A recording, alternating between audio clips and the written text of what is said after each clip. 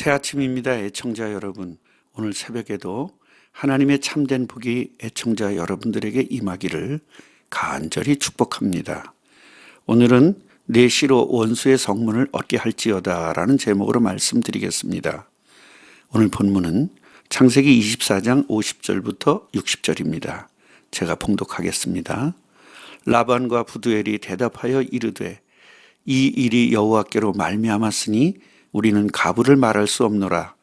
리브가가 당신 앞에 있으니 데리고 가서 여호와의 명령대로 그를 당신의 주인의 아들의 아내가 되게 하라.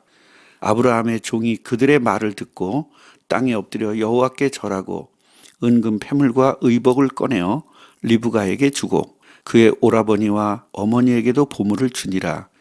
이에 그들 곧 종과 동행자들이 먹고 마시며 유숙하고 아침에 일어나서 그가 이르되 나를 보내어 내 주인에게로 돌아가게 하소서. 리브가의 오라버니와 그의 어머니가 이르되 이 아이로 하여금 며칠 또는 열흘을 우리와 함께 머물게 하라. 그 후에 그가 갈 것이니라. 그 사람이 그들에게 이르되 나를 만류하지 마소서. 여호와께서 내게 형통한 길을 주셨으니 나를 보내어 내 주인에게로 돌아가게 하소서. 그들이 이르되 우리가 소녀를 불러 그에게 물이리라 하고 리브가를 불러 그에게 이르되 네가 이 사람과 함께 가려느냐? 그가 대답하되 가겠나이다.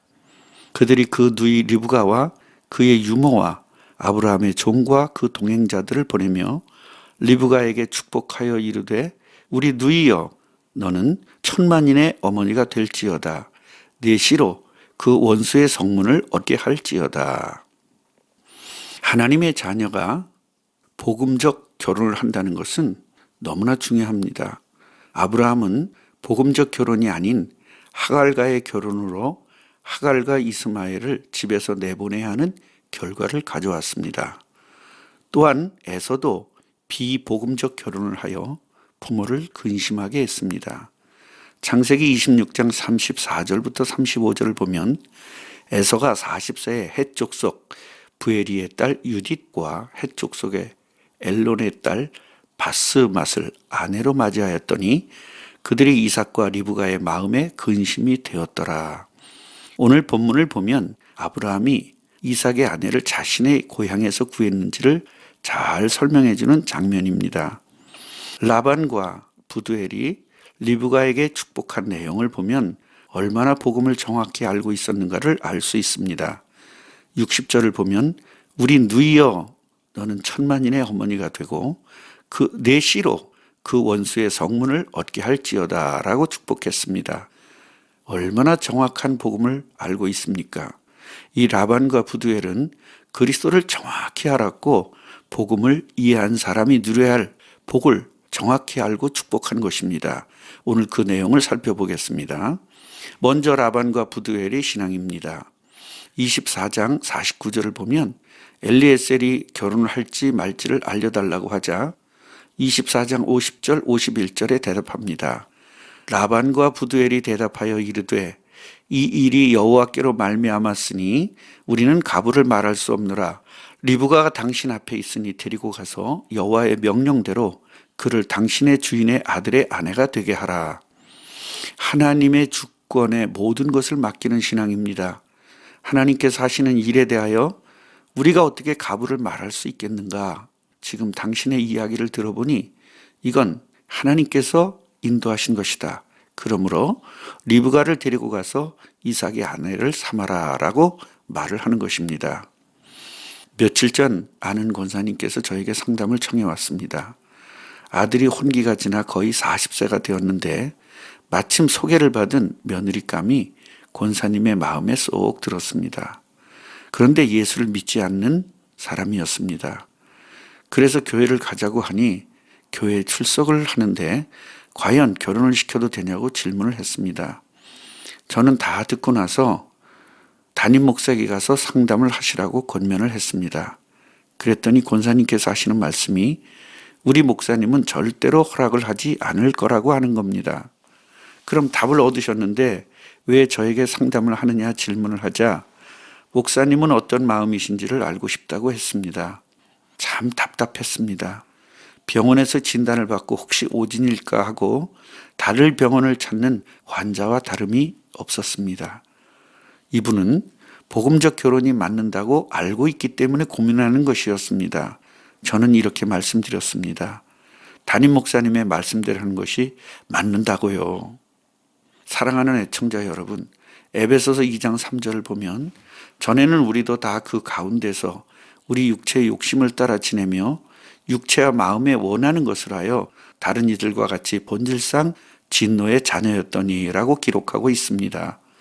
예수님을 영접하기 전에는 육체와 마음에 원하는 것을 하는 본질적 진노의 자녀라고 말씀하는데, 하나님의 자녀는 내 마음과 육체를 따라 사는 삶이 아닌 하나님의 말씀과 하나님의 뜻에 따라 사는 인생이 되어야 함을 잘 설명하고 있습니다. 애청자 여러분들도 라반과 부두엘의 신앙처럼 오직 하나님의 주권의 인생을 맞추는 삶이 되셔서 하나님의 복을 충만히 받으시기를 간절히 바랍니다. 두 번째로 엘리에셀의 신앙입니다. 엘리에셀은 철저한 하나님 중심의 신앙입니다. 52절을 보면 그들의 말을 듣고 땅에 엎드려 여호와께 절했습니다. 완벽한 여호와 중심의 신앙입니다.